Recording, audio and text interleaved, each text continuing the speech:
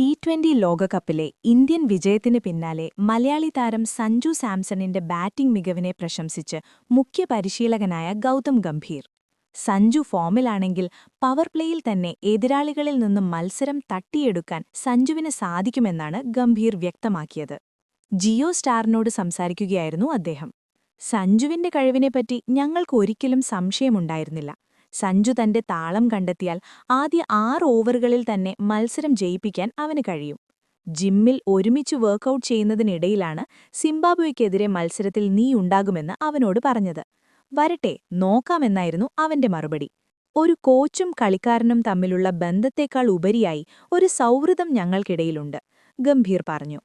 ലോകകപ്പിന് മുൻപ് നടന്ന ന്യൂസിലൻഡ് പരമ്പരയിൽ മോശം പ്രകടനം നടത്തിയതിന് പിന്നാലെ ലോകകപ്പിലെ ആദ്യ മത്സരങ്ങളിൽ സഞ്ജു ഇന്ത്യൻ ടീമിന്റെ ഭാഗമായിരുന്നില്ല. ടൂർണമെന്റിലുടനീളം ഇന്ത്യൻ ഓപ്പണർമാർ സ്പിന്നർമാർക്ക് മുന്നിൽ പരുങ്ങിയതോടെയാണ് ഓപ്പണിംഗിൽ സഞ്ജു തിരിച്ചെത്തിയത്. ടൂർണമെന്റിലെ ഏറ്റവും പ്രധാനപ്പെട്ട അവസാന 3 മത്സരങ്ങളിൽ 97 നോട്ടൌട്ട്, 89, 89 എന്നിങ്ങനെ റൺസ് നേടി ടീമിനെ വിജയിപ്പിക്കുന്നതിൽ നിർണായക പങ്കാണ് സഞ്ജു വഹിച്ചത്.